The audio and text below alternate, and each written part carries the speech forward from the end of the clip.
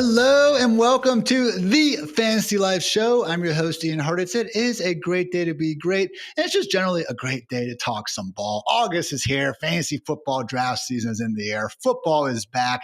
I freaking love it, everyone. And I freaking love my guest today. Here we have Fantasy Life lead draft expert, president of the JJ McCarthy fan club, Thor Nystrom's in the house. What's going on, Thor?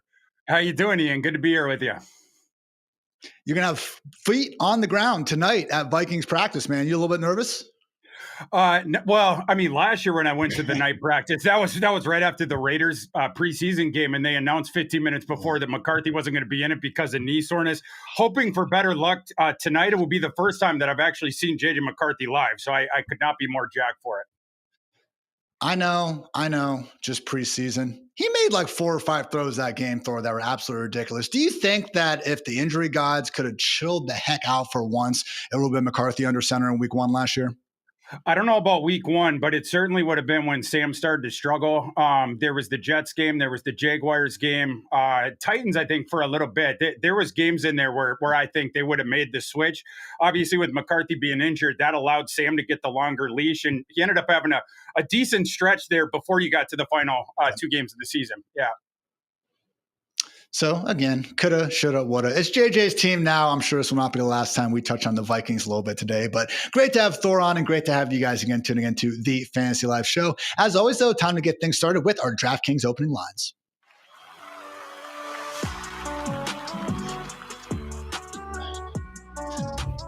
Tis the season for unofficial preseason depth charts. Now, for those who don't know, these are basically manufactured by teams trying to help give us, fans, analysts, whatever you want to call us, insight into how the pecking order is shaping out across the NFL. So they are good-hearted, if you will. At the same time, when I do see Dolphins head coach Mike McDaniel calling them his basically mortal enemy, I tend to be a little bit skeptical of them. These quote unquote insiders run away with the narratives that come out, they get me a little bit bothered, Thor, in the August month. So the first one that came out today is that with the Colts, again, unofficial depth chart here, it's Daniel Jones or Anthony Richardson sitting atop. I do not think this tells us anything about the Colts quarterback competition, but I just generally, Thor, wanted to come out here and say, I hate unofficial depth charts. Are you with me? You and Mike McDaniel, we've had some rants from coaches in recent days about the unofficial depth charts. I thought Mike McDaniel, the Dolphins coach, his rant was pretty funny. We see this more ubiquitously in the FBS in college football, where in the August depth charts, you see the or, and they go up to week 1 with that. You don't see it as much in the NFL, but I do think we have a true competition there in Indianapolis. So they're giving us the old college or on their first depth chart. Man, I do not envy you fantasy football diehard sickos for college football because you guys don't even have the injury report timing, and it is just truly the wild, wild west out there. So I can see, honestly, just taking those with a bit more of a grain of salt. But guys, this is not me just crying over nothing. Like, we have just seen some ridiculous examples over the years. Speaking of those Vikings, I think we're all old enough to remember when none other than B.C. Johnson was unironically listed ahead of Justin Jefferson ahead of his rookie year. And also, guys, look, longtime president of the Cordero Patterson fan club. My man's going to find a job soon. I can just feel it. Seriously, though, Falcons 2023 first unofficial depth chart, RB1 Cordero Patterson, RB2 Tyler Algier, RB3 Bijan Robinson. What an underdog story it's been, Thor, to see RB3 Bijan Robinson work his way up the backfield ranks. Maybe, you could argue that the way Arthur Smith used him as a rookie, that actually was a sign that something was going to go awry. But just, again, a situation where whatever unpaid intern happened to make these, thank you for your service. But please, for the love of God, people, do not put too much stock in them. You can't put too much stock in them. Yeah, I mean, it's nothing official. And sometimes the coach, the way that it's ordered, they're just doing that either to send a message or to give deference to a veteran. Such was the case with the Falcons, although maybe we should have put a little bit more stock into that heading into Bijan's first year. He didn't get as much work as we were thinking. But yeah, like watch, pay attention to the beat writers for each team. That's kind of what we do, look into the notes. But as far as the unofficial depth charts, as Mike McDaniel stated today, they mean nothing. Beat reporters, again, thank you for all the insight. I love the fact that we're actually in the year 2025 starting to get snaps with the first team offense. We have family night route rates to talk about a little bit later in the show. Again, I'll take the new information, but I just feel like a lot of times these unofficial depth charts end up leading us awry. So, hey, we will be getting first team preseason snap rates soon. Going to have Dwayne "The Rock" McFarland on the show each of the next 3 Mondays to help break those down.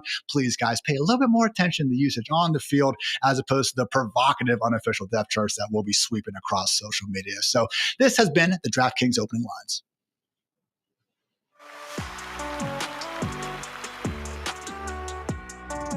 Listen up, baseball fans. Another epic night of baseball is on deck. Time to swing for the fences with my partners at DraftKings Pick 6. Right now, brand new customers who play just $5 on their first pick set will get $50 in bonus picks. Here's how to join in on the action. Download the DraftKings Pick 6 app, sign up using my code FANTASYLIFE, choose 2 or more MLB studs, and call more or less on stat lines. Like, will they hit a home run, get 2 or more hits, or strike out 7+ batters? Lock them in, sweat every at-bat, and battle for your share of huge cash prizes. Download the DraftKings Pick 6 app today. Register with my code FANTASYLIFE. The crown is yours.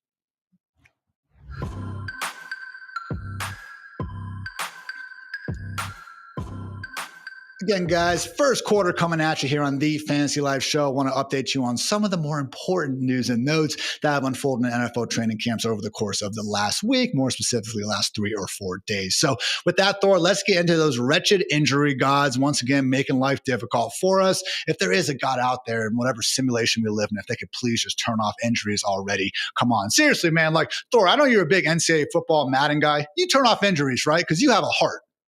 Well, if I don't turn them off in the settings, I turn off the game when my star player gets injured for the season, in the second quarter, for sure. Reset it. We'll start over again.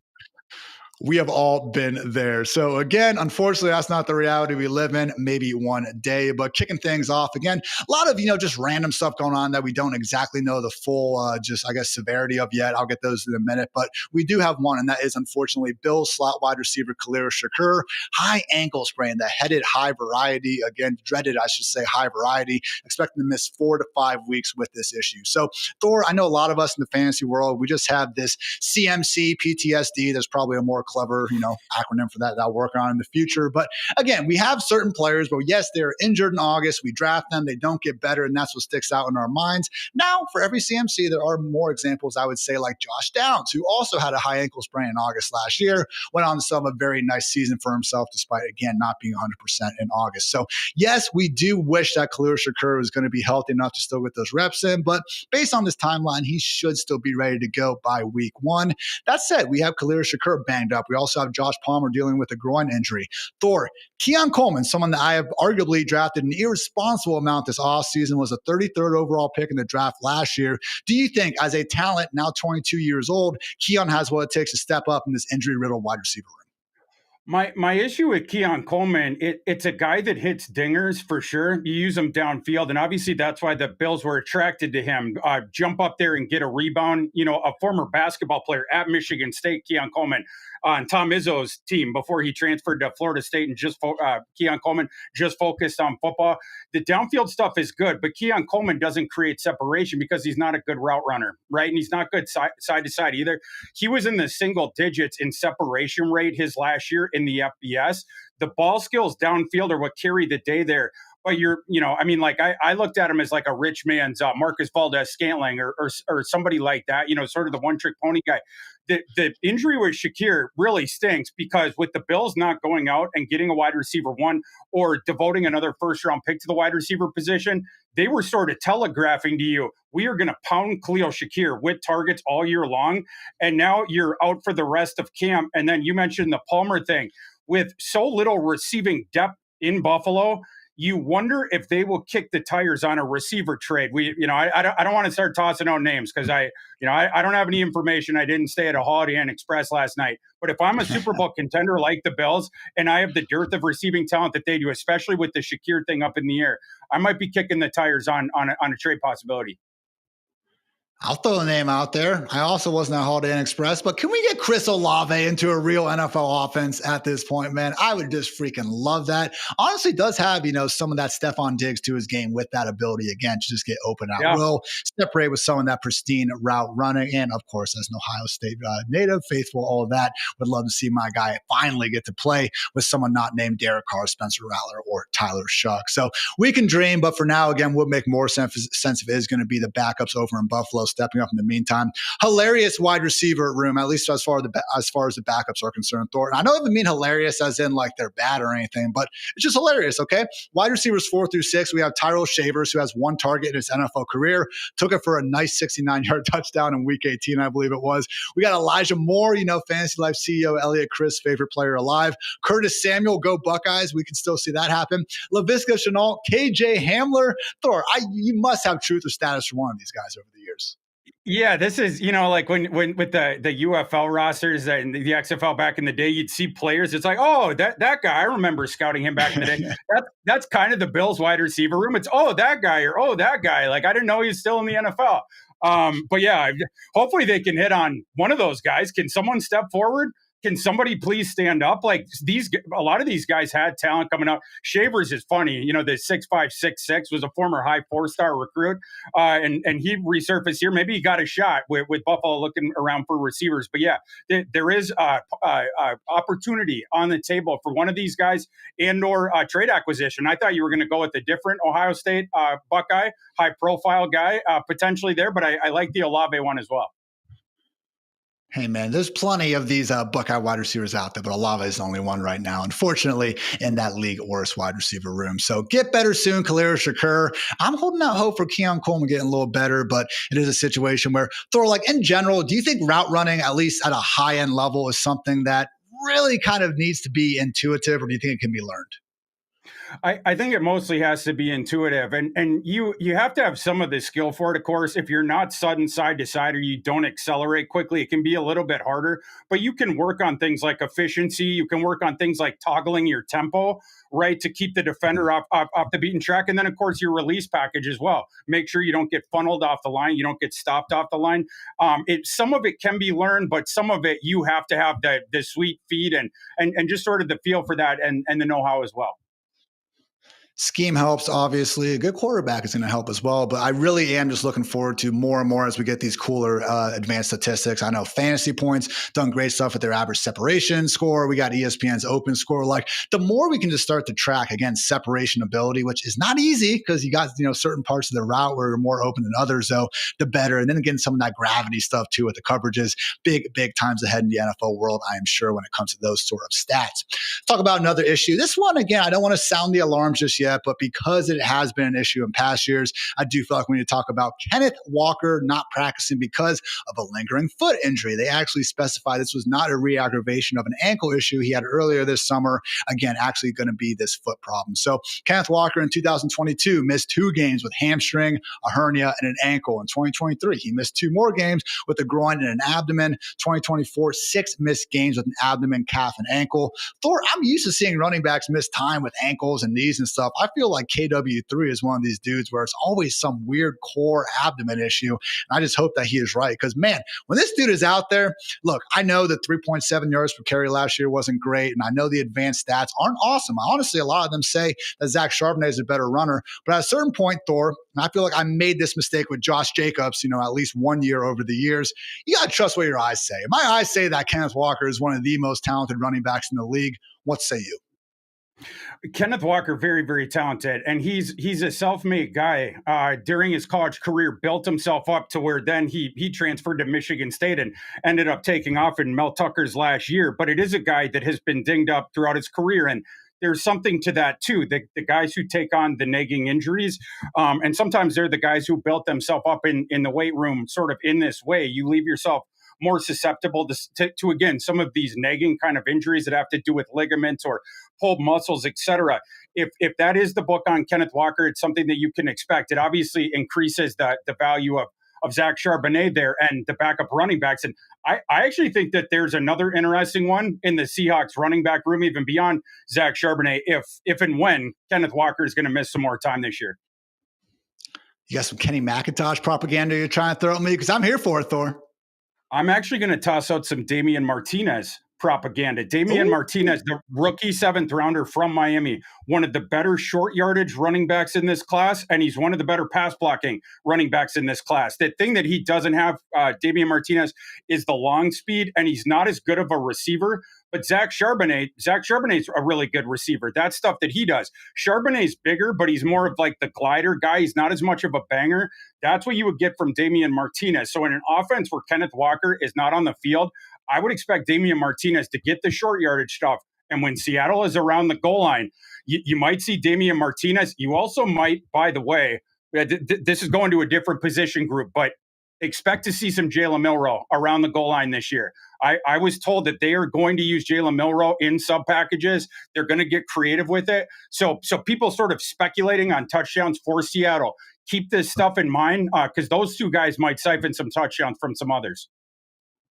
That would be a lot of fun, man. And I am in no way saying Jalen Milroe's next Lamar Jackson. I will point out, though, before Lamar did take over for Joe Flacco, he actually was being used similarly, situational wildcat quarterback. Maybe throws the ball, more likely, again, just going to keep it and do what he does best, and that is make defenders look silly in the open field. So I actually love the Damian Martinez call because, Thor, look, I'm nowhere near as, in depth on these kind of incoming recruits as you are, obviously, but I love reading what you, Dane Brugler, all these different guys have to say. And it did seem like Damian Martinez was someone who had a lot higher grade than his eventual round 7 draft capital. Was there some rumblings about maybe some off the field stuff that maybe caused him to slip? Because I know personally, just as a, sad Dallas Cowboys fan, let's be clear on that, everyone, I would have loved to get this dude in the early parts of day 3. So now when he's going round 7, he feels like a bit of an afterthought, even though, again, I felt like I heard some people saying he could have gone as high as the end of day 2.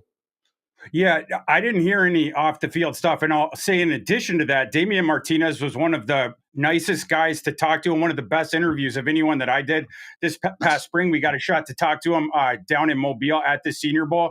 And he had a really good handle on his game as well. Sometimes these players, it seems like the prospects do not have a ton of self-awareness when they're thinking about their own game. Like you'll get a 180-pound back that's like an airback telling you that he models his game after Le'Veon Bell. And it's like, wait, what? But Damian Martinez, he again had a really, really good feel of what his game is. And that's basically the dichotomy between he has really smooth one cut kind of movement. He's not going to give you more than that. He's not going to make you miss beyond that first cut, but he has a really sudden one. And then he has sort of micro agility from there, but you take that with the power. He's going to make you work for it. He's going to put his shoulder down. He's going to fight for every extra yard, and he's going to fall forward every single time. Damian Martinez was in 2 different systems in college, and I think that this is worth noting as well. People just remember him from last year in that wide open Shannon Dawson offense with Cam Ward down at Miami, the traditional air raid where he saw the thinner boxes. But prior to that, the couple years before that, he was the lead back at Oregon State. That was more your typical, more pro-style kind of offense with the downhill running. And on those teams, he had the boxes stacked against him. So you got to see him more in congested quarters with Oregon State. Last year, you got to see him with some more thinned out boxes. He was really good in both of them. He's an efficiency back, efficiency, short yardage. He's going to give you Leroy Hort is our favorite quote ever. Ian, right? If you need 1 yard, I'm going to give you 3. If you need 5 yards, I'm going to give you 3. That's Damian Martinez. Maybe keep that candle on for Mr. Martinez there in the deeper parts of these dynasty drafts. Again, one of many great rushers from the University of Miami to end up with fewer rushing yards than their real king, Duke Johnson. Shout out free Duke Johnson. But yeah, guys, again, look, based on what we were talking about originally, Kenneth Walker potentially being banged up, wouldn't adjust the ranks right now. Again, it's just a reality that I think Thor's original point could really be good news for Zach Charbonnet. We've actually seen him average 19.3 combined carries and targets in 9 games where we did see Walker out of the picture, end up ripping off 7 separate top 20 finishes. So I do think the scoring upside of Seattle, compared to somewhere like Buffalo, maybe even Atlanta, we can talk about where Charbonnet necessarily ranks in the handcuff hierarchy. Still, though, yeah, I would really think you're going to be hard-pressed to need more than one hand to count the number of handcuffs you would want ahead of this guy. So, again, those are the 2 big injuries to keep an eye out for. Did want to quickly run through a handful of other ones, though. A.J. Brown, unfortunately, not practicing with a hamstring issue. Obviously missed some time at the beginning of last year.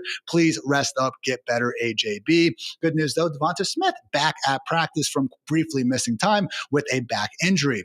Amon-Ra St. Brown doing his thing. I know we had the offseason knee cleanup that was oddly underreported. Would have been a lot cooler if, these insiders maybe focused more on that as opposed to alternate jersey reveals, but I digress. Anyway, our one true sun god looking very good out there, and once again should be inside anyone's top 10, if not top 5 wide receiver ranks.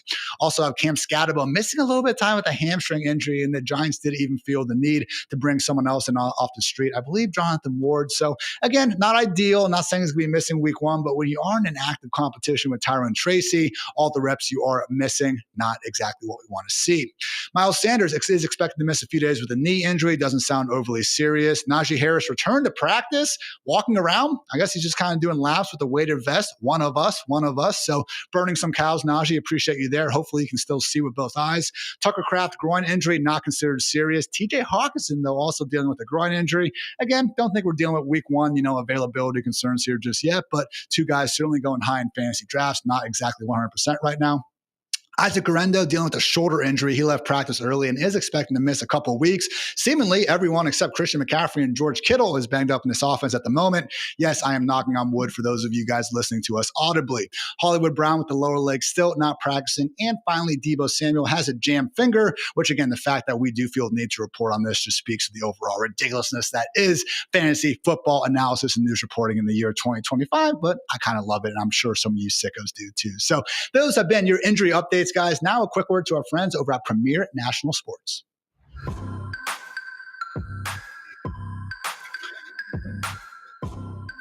Speaking of loving football, I love me some Premier National Sports. And honestly, I might have to go just walk around the neighborhood trying to give some love to Premier National Sports to high school athletes, because I do happen to live right around Olentangy Liberty High School, aka the state champions in Ohio. Division I, baby. Are you kidding me? I live in the freaking capital of football here in Ohio, and I absolutely love it. And again, just need to start going door to door, selling not selling, but preaching the good message of Premier National Sports, because guys, in the NIL era, everything is changing so often. But hey, you should be on top of this, because for the first time, college athletes can go get paid. So go get that bag that you guys should have been getting a long time ago. And yeah, guys, Premier National Sports is a trusted recruiting and NIL resource for high school athletes and their families. They help rising high school athletes take their game to the next level with personalized recruiting strategies and NIL education. Check them out if you haven't already. You can get in touch with their team at premiernationalsports.com.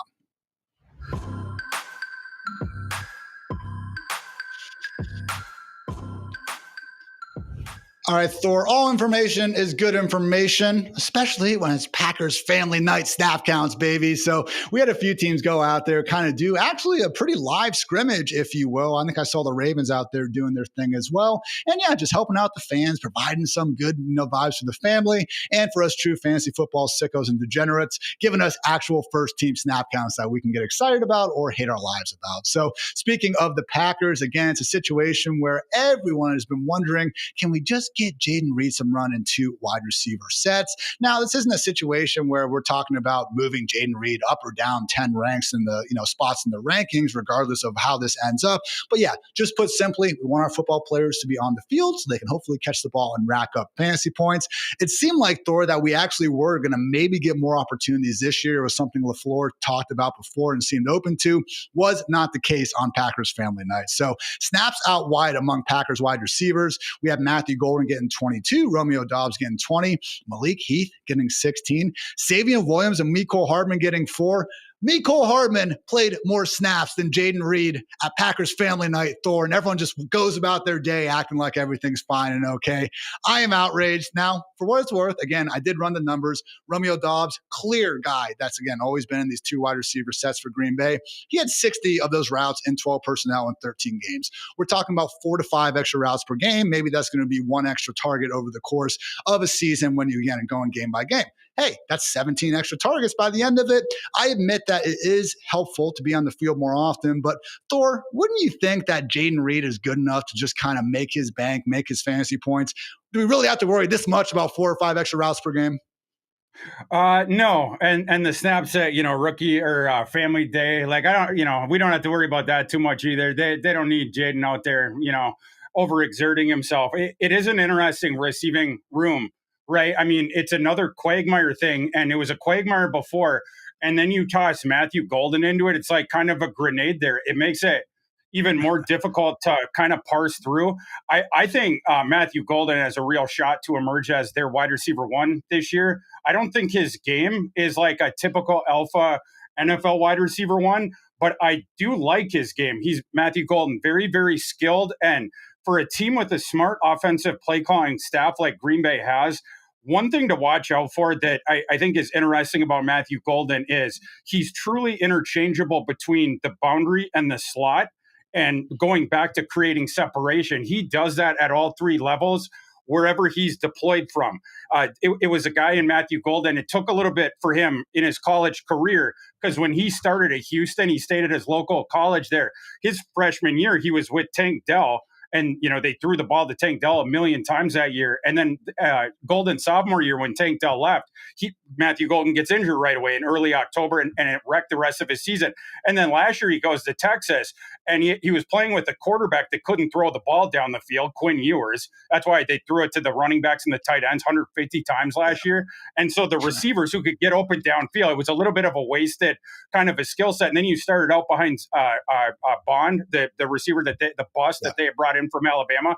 But Matthew Golden, you saw it down the stretch last year when Texas go to the SEC title and then in the college football playoff where they finally started to use him and he started to do some damage. I think he's going to start fast for the Packers.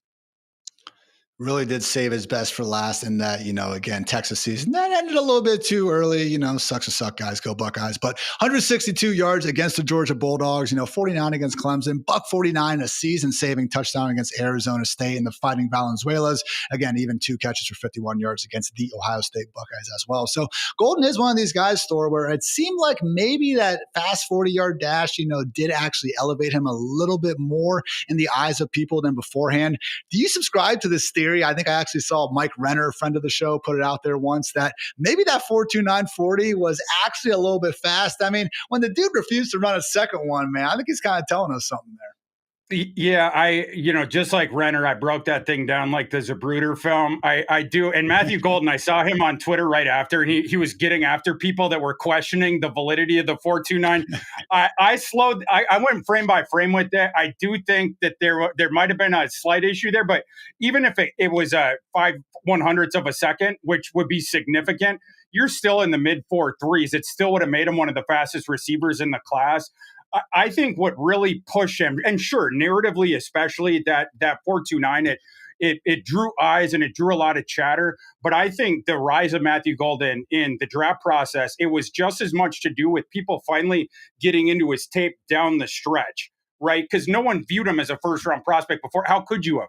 Right, he was the wide receiver 3 and freshman at Houston. Next year, like I said, wrecked by injuries, and then beginning part of the year with Texas, you were really handcuffed by the limitations of Quinn Ewers. You just were. I mean, he wasn't throwing down the field, and it was just get rid of the ball really quick. He might have been hurt last year, not wanting to get hit in the pocket, but all that stuff conspired against Matthew Golden. But when you started to watch his last 6, 7, 8 games of film, it's like, man, this guy is getting separation every single time. And what if he starts playing with a good quarterback? So with Jordan Love here this year, I think he's going to be looking for Matthew Golden wherever he is deployed. It is funny, man, going back and watching Golden, Xavier Worthy, A.D. Mitchell the years before. I mean, just one miss after another for Quinn Ewers. Quite the fall from grace from, again, what really was one of the more hyped quarterbacks of really, I could say, all time, at least coming out of high school. So, Again, Jaden Reed would be a lot cooler if he gets these extra reps, guys. I'm sure if I talked to Matthew Friedman and Dwayne McFarland, maybe they'd be a little bit more concerned about this. But I guess my point is, at a wide receiver 4 price tag, like, you should be in or out on Reed regardless if we're projecting an extra 10 to 15 targets during the course of the entire season. I mostly am in, but honestly, just the fact that we had this uncertainty in Green Bay right now, that's why Reed, that's why Golden are both being priced as wide receiver 4s. I think it's a great spot to actually go ahead and get your wide receiver 5 or so in drafts before moving on to some of the handcuffed running backs or your quarterback and tight ends of the world. Actually have a mock draft using our draft champion tool article live on fantasylife.com, probably as you're hearing this, where I did wind up getting Golden as a later stash on the roster. Feeling good about both of them. them, and feeling good about Jordan Love, Thor. Again, I'm not going to sit here and talk about Love's performance at family night or anything, but it was just good to see him out there and looking healthy, all right? Because that was the big difference between his first season and his second season as a starter for Green Bay. Obviously, the first year, man, really was just playing completely lights out football by the end of it. I actually have a graphic we're going to show our lovely YouTube and TV watchers, viewers, whatever you want to call you guys right now. Where, yeah, guys, I mean, again, looking at what he did in that second half of 2023, it was night and day compared to the first half when he was one of just objectively the worst quarterbacks in the league. Last year, we ended up getting something in between. But Thor, I think when we, again, consider the injuries, when he was on that slip and slide Brazilian turf early on, later gets a groin injury where, man, they were facing the Lions. Like, he completed a pass in the 2-minute warning. And this dude, like, they needed Byron Leftwich's lineman to help carry him downfield. He could not move out there. So where do you actually think Love is from a talent standpoint? And are you willing to believe that with good health, he can look more like the guy that we saw throughout the second half of 2023? Yeah, this pains me to say as a Vikings fan, but I would be bullish on Love this year. I think that there's a lot of factors going for him. Like last year, the receiving core was worse. It's the reason why they finally sent a first-round pick to that room and a third-rounder. You mentioned Savion Williams before. For the way that the Packers have drafted over the last 20 years, that is significant. That makes you raise an eyebrow because they never take receivers that early. So you bolstered the receiving room. Then in addition, Jordan Love now being healthy, like you mentioned, I think that there's something for that. And then something that maybe we don't talk about as much in fantasy, but it certainly affects stats. The Packer cornerback room is terrible this year. The Packers have had to have Bo Melton, the converted receiver, running with CB1 in practices. Officially, they have him as CB2 right now on their depth chart behind Keyshawn Nixon, Carrington Valentine on the other side. Packers have one of the worst cornerback rooms in the NFL. It just is what it is. They're in a division with teams that like to air the ball out and have success airing the ball out. You could get more of these shootout type games. The games where Love, where the offense is going well in the first half, even the games he was playing well, when they would get the lead, then all of a sudden you get the Josh Jacobs show. You'd start to see more of the physical attack in the second half. This year, if we start to get more shootouts because the Packers defense can't cover opposing receivers, you might get to see Jordan Love putting the ball in the air and that passing game getting a little bit more aggressive. That would also go into the Packers having the better receiving core. And so we might get a career best statistical season from Jordan Love because of all these different circumstances. The Bo Melton storyline really is hilarious. It's like that meme where the kid's like, Mommy, can we have Travis Hunter? And it's like, no, we have Travis Hunter at home. And it's just, Bo Melton. So hopefully he carves it out. We've seen wide receivers go out there and make it happen. They actually did show one of the family night reps where he was keeping up with Matthew Golden down the sideline. Would love to see it. But yeah, certainly not ideal when that, again, is looking like someone that you actually need to play snaps in your cornerback room ahead of week 1. So, Thor, I'm not going to put you on the spot because I think we already know the answer. What, NFC North quarterback you would want to start a franchise with. Skull, JJ McCarthy, great day to be great, all that. However, which pairing would you prefer for the long term if you're a neutral NFL GM and you can pick a head coach and a quarterback? All right. Ben Johnson and Caleb Williams or Matt LaFleur and Jordan Love? LaFleur and Jordan Love. And I'll go further. I think Ben Johnson and Caleb Williams, I think they will fail. Together. I said this right from the time that they made that hire. I think it is a very bad stylistic fit, the two of those guys together. Ben Johnson is a director that writes out movie scripts, and he expects you to read the lines as written. Whereas Caleb Williams, he doesn't. He could do without your script. He's going to figure it out 4 seconds after the snap when he's running around. He doesn't care what play you called. He never has and he never will. He's not following the timing and the concepts like that. This is just a very bad stylistic fit, and you're already seeing the frustration coming out of Chicago's training camp. There's coaches I think would have been great fits with Caleb Williams, help him with the next step of his development. And I think there's a whole bunch of quarterbacks in the NFL that could badly use Ben Johnson. I just don't think the marriage between the two of them is going to work. It's one of those things where I think we're looking, we see the quarterbacks like the Jared Goffs of the world, fantastic career still. He was amazing last season. Okay. Like Jared Goff, if you have an NFL career like him, you are a very good quarterback, but it's so apparent when they can't create off script, when they can't pull out the magic that Caleb does, that Thor, maybe we don't put enough behind the ability to work within structure. Okay. We assume that, okay, the quarterback that can pull magic, pull rabbits out of their head, shout out Jason Witten. We assume that they can learn the ability to work in structure. And maybe that is the easier skill. skill, because again, that is something that theoretically you can learn. Okay, Jared Goff's never going to be as athletic as Caleb Williams, but maybe we as just a society, and especially as fantasy football people, maybe we're not putting enough stock in quarterbacks playing on time, quarterbacks playing within a system, things that really are more imperative than ever at the NFL level. I think that's totally right, because on TV, when you're watching the broadcast, it looks like that's like the easy stuff, right? Like when the quarterback's consistently hitting like the 6-yarder, right? The anticipatory thing, and they're just sort of getting the defense, throwing it before the cut of the receiver. He turns around, the ball's there, gets tackled right away. Those kind of gains are what your efficiency in your offense, a lot of it is based out of, in addition to your running game. When that gets taken away and you sort of have to live and die by explosive plays, you're going to have elevated turnover rate, and you're also going to go into droughts with your offense where there's a whole bunch of 3 and outs and a whole bunch of punting. The cool stuff, like the high wire stuff, the Pat Mahomes creating, off script, the swashbuckling stuff, throwing it down the field. Some of the stuff we've seen from Caleb Williams, definitely the flashy stuff. Some of this other stuff, it's the timing of the footwork, mirroring the drop back on this specific step. That's when you're driving forward and you're throwing it. And we want, we want the receiver right before his break, and then he's going to break, and we want the ball right on his hands. That stuff is like the work and sort of like the watchmaker type stuff, getting everybody on the same page with that. It looks easier on television, but there's been, it's like Malcolm Gladwell. There's been 10,000 hours put into that in practice to make it look easy. And it certainly helps your offense when you can paper cut the defense at will.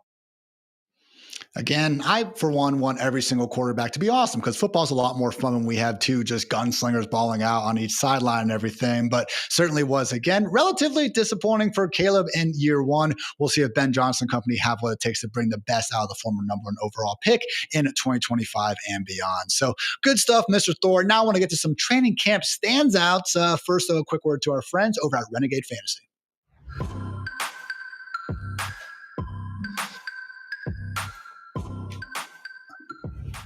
Fantasy football players, aren't you done watching your season crumble because of injuries or underperforming players? Well, welcome to Renegade Fantasy Football, the only app that lets you substitute players in real time. No more losing Sundays, no more lost points, no more could have won if. With Renegade, you're not just a GM, you are the coach. Call the shots, make the moves, win your league, step out of the luxury box and onto the field. This is fantasy football without limits. This is Renegade Fantasy. You can join the Fantasy Life League today at fantasylife.renegadefantasy.com.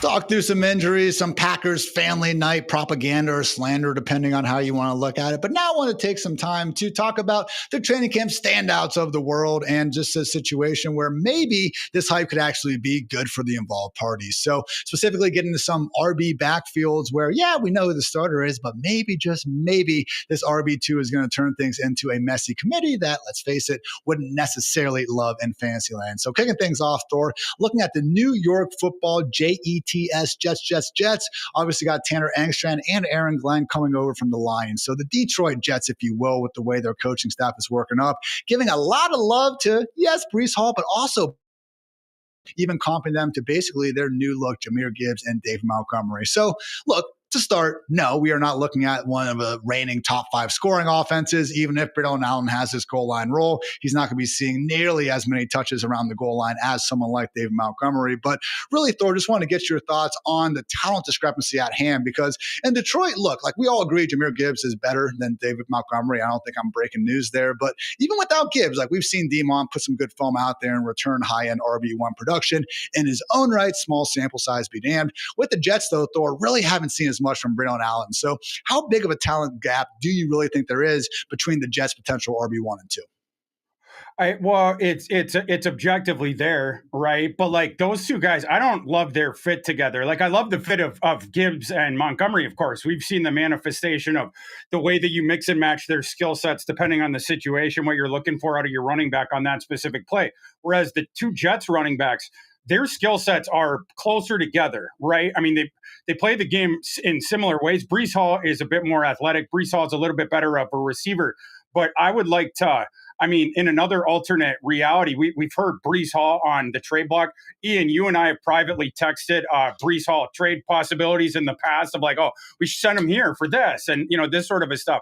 Like if they ever did work out a trade, getting Braylon Allen with a true airback, just a true third down guy. He's not coming in the first couple of downs, but I think that would sort of be perfect. But for right now, this is what they have. And the RB3 they have on that team, Isaiah Davis, he's another guy who has a very similar skill set to those guys. Like, I would like to swap out one of those guys for an airbag. They're all rosterable. They're all solid. But like this is an example where if this was baseball and then there was another bullpen out there, a bunch of your arms in your bullpen are the same, and then another team has a different, you would just swap two guys so you could get more diverse. Each of you in your bullpen, I'll help you, you help me. But we don't see as many of those trades in the NFL. Those two guys just got to coexist for now. Breece Hall and Braylon Allen, they're both good players. Breece is obviously better. But yeah, Braylon Allen, I would love for him to get more opportunities in the future because he can run. Get that Lance Dunbar, Theo Riddick type in the backfield to mix things up a little bit, man. That would be quite a bit of fun. So look, we're not trying to put down Breece Hall's, pass catching ability. That's actually been one of the talks at Jets camp as well. I will say there seems to be kind of a difference in terms of, when we hype up Garrett Wilson, everyone's so quick to throw Mr. Justin Fields under the bus as a passer. I get it. He has not proven that he has what it takes to be a great professional passer. But guys, I think those same concerns that you have with Garrett would also apply with trying to get the ball to Breece Hall. And they're actually twofold, I should say, when we also have the issues with Justin Fields scrambling more than he checks down. So historically, that is the primary issue with trusting these running backs with a dual threat quarterback. I will say Fields is a little bit of an exception. He has been more willing to throw to running backs than most. Maybe that's because of his lackluster wide receiver rooms outside of DJ Moore that one year, George Pickens for 6 games. Obviously still a bit of a case in New York as well. So Breece Hall is still someone firmly in play in round 3, round 4. I will say, though, I have started to mix in a bit more Braylon Allen when we get to those later stages of the draft. Does sound like some semblance of lower end flex standalone value is possible. And at a minimum, seems like the front runner, God forbid, Breece should miss any time. Let's move on to the Arizona Cardinals backfield, Thor. And I actually take responsibility for this. I opened my big stupid mouth. Dwayne and I were doing a draft and we were looking at James Conner and Trey Benson and just commenting on some of the talk in the fantasy industry about Trey Benson is not coming for James Conner's job. And I was saying it's like the Steph Curry, I was told he can't shoot 3-pointers thing. Like, who thought that Trey Benson was coming for James Conner's job? Maybe it was James Conner who started the rumor in the first place. He got asked about it in training camp and basically said, we are both RB1. So yeah, James Conner maybe just, giving some nice lip service to his backup, being a good teammate and all that. Would have been kind of weird if James Conner pulled a Tyreek Hill and said Trey Benson wasn't good enough to be out there on the field or anything of that nature. But Thor, I want to get your thoughts on Trey Benson because we didn't see much from last year. I mean, he did not have more than 5 touches in any game that was not decided by double digits. But man, he's got that high RAS score, theoretical 3-down possibility. If we did see Trey Benson actually get a chance to turn this into a committee backfield, how big, production do you think he could make with it? Yeah, I mean, the Arizona offense, you expect it to be better. And so in terms of that, the guys getting touches there in the backfield, there should be more goal line work and opportunities for points on the table there. You can mark me dubious about believing James Conner's comment about we're both RB1. Definitely have heard that before. And I need to see from Trey Benson improved vision and feel from him as a running back before I'm going to trust sinking draft equity into him. Certainly before I'm going to hop the line as far as ADP goes. It's really interesting. I mean, this isn't helmet scouting, but there's parallels here. The same issues that Trey Benson had coming out of Florida State was the same issues we saw with Cam Akers coming out of Florida State a few years before that. Both of these backs were above threshold size backs, really good size for the NFL. They were both really good athletes. They were guys that were ballyhooed recruits, but they both had the same issue, which is sometimes you would see them running into the back of their offensive lineman, or sometimes a cutback lane would open up right next to them and they wouldn't see them because they become myopic. Cam Akers, you saw some more bouncing outside, whereas Benson, you see him more getting on the straight line path. But I need to see improvement out of that with Trey Benson before Trey Benson's able to go to the next level with his game. He certainly has the athleticism. I mean, we've seen him as a receiver in the past. In college, the thing of taking the dump offs and the screens and ripping off some yak. Arizona didn't trust him as a receiving back last year, but we'll have to see on that. But yeah, I would definitely be wait and see on Trey Benson. And the way that I would see that from the outside, the way that I would sort of gauge that situation would have less to do with Trey Benson. I'm talking the 2025 situation. It would have less to do with Trey Benson and more to do with my opinion of James Conner and where is that cliff coming. right? And I don't mean to use the former head coach's first name there, but when is the cliff coming for James Conner? It's going to come at some point. James Conner overcame a lot at Pitt. Ian, you know well that the stories with him and the medical issues he went through at Pitt, overcame them, and hats off to the guy. Not only did he have an NFL career, he's been really solid. Overcame, more than anyone was expecting there. But at some point, between all that stuff and between the kind of runner that he is, taking all the punishment and doling out all the punishment that he has now over a decade plus, that cliff is coming for him soon. And if that happens this year, that's where you would want to get on Trey Benson. I mean, regardless of how good he is, you're getting 20 plus touches in that offense. You're going to put some fantasy points on the board. And that's kind of the thing, right? Like, we prefer to have handcuffs in fantasy who do have some semblance of flex value. That's why Zach Charbonnet and Jordan Mason are going a little bit ahead of these other guys. We think that is on the table. But even worst case, if Trey Benson has the same role as he did last year, I do think he should be right there with the Ray Davises, Tyler Algiers of the world. Honestly, I think the Ray Davis, Ty Johnson dynamic, that's probably what we would see in Arizona. Because as much as Amari DiMercado actually had far more targets last year than Trey Benson, he's technically the next man up more weeks than not. I don't think Amari's role is changing regardless of who the real RB1 is. Trey Benson will be the one stepping up in it. So yes, Connor did turn 30 in May. It is a situation though where I think we kind of overstate his just, I guess, injury proneness. All right.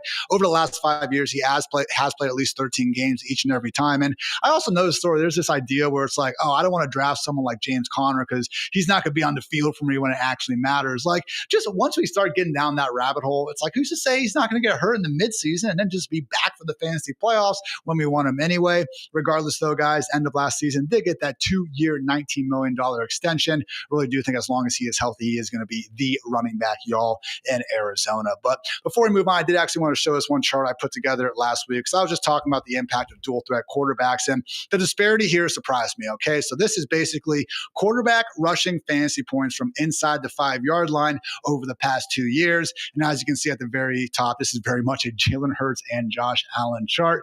No one else is even close, guys. We do see Anthony Richardson and Justin Fields also working in near the goal line, but this is kind of just the idea where not all dual threat quarterbacks are created equal. Jalen Hurts, Josh Allen, they get down the 1-yard line, they are just as viable, if not more likely to score than their team's running backs.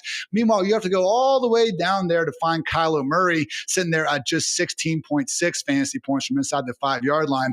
Bengals backup Jake freaking Browning, with all due respect to Jake Browning, has more rushing fantasy points inside the 5-yard line than Kyler. Poor Lamar Jackson, man, has 6.4. He did not have a single rush attempt inside the 5-yard line last season, already behind Michael Penix and Drake May, amongst many others. So again, just a reminder, as much as I do like to use the general studies of the world, we are still talking about a sport that uses a ball that's not even round. There are still differences even in our lovely archetypes that we try to group these guys into. Thor, last running back situation I want to talk about here, the Denver Broncos, because Sean Payton threw something out there that has the potential to be a huge influence, actually saying that RJ Harvey could actually be the Joker candidate. Now, Evan Ingram, after he originally signed with the Broncos, went ahead and posted the Heath Ledger Joker gif out there. Very, very good job, Evan Ingram. You know ball and social media as well. So again, I do think it's a situation where behind Cortland Sutton, there aren't too many guys out there. So maybe this isn't the RJ Harvey or Evan Ingram question, but Thor, just want to get your thoughts again on Harvey as a prospect. And if you had to actually relate him to a Joker over the years, if you'd be willing to go out there for a Heath Ledger. I'll go. Yeah, sure. I'll give that to Harvey. I don't think it's going to be Evan Ingram. He's more, I think he's rich man's Greg Dulcich more than a Joker for Evan Ingram. Yeah. Harvey is the guy that I want in fantasy leagues, and I don't care about J.K. Dobbins. I don't care about it at all. You might have to be slightly patient for Kamara. I'll give you guys a history lesson. Back in the day with the Saints, when they took Alvin Kamara out of Tennessee, Jeff Ireland was in a book I was reading talking about how he introduced Sean Payton to Alvin Kamara and how it took Sean Payton a couple weeks. But once he saw it, then it took off with Kamara. The first week with Kamara as a rookie, 7 rushes for 18 yards. The next week, 1 rush for 7 yards. But they started to use him more in the passing game. The 4th week of that season, they targeted him 10 times in the passing game, and he had 10 catches. And from there, it was the Alvin Kamara show. I think you're going to see something similar with RJ Harvey. Sean Payton needs to trust you to run those concepts that he does beyond the line of scrimmage, all the different stuff that he does with the running backs in the receiving game. Once he feels comfortable with RJ Harvey doing that, I don't think it's apocryphal to make the parallels between Alvin Kamara and Harvey now in the Sean Payton offense. It does feel like, even as much as I think Dobbins' price isn't egregious or anything, maybe a little bit like when we were worried about, yes, Adrian Peterson being a member of that Saints team until he, actually was just kicking the curb, ended up becoming the Ingram and Kamara show. So I will just say historically as well, it really has been a lot easier to wrap your mind around Sean Payton running back as opposed to a tight end. 14 of 15 years that he was leading those Saints offenses, guys, he did end up producing the RB 18 or better in PPR points per game. Meanwhile, his entire coaching history, at least with the Saints and then these 2 years with the Broncos, we've only seen Jimmy Graham, Ben Watson for 1 year, and then also Jared Cook for 1 year, even be a top 12 tight end. So again, plenty of targets. I'm not completely backing off my Evan Ingram, top 8 ranking or anything like that, but I think the real answer here is probably should be drafting a bit more RJ Harvey. So good stuff, Mr. Thor. Now let's get into just a couple more training camp tidbits. Get your fours up, everyone. Fourth quarter coming up here on the Fantasy Life Show.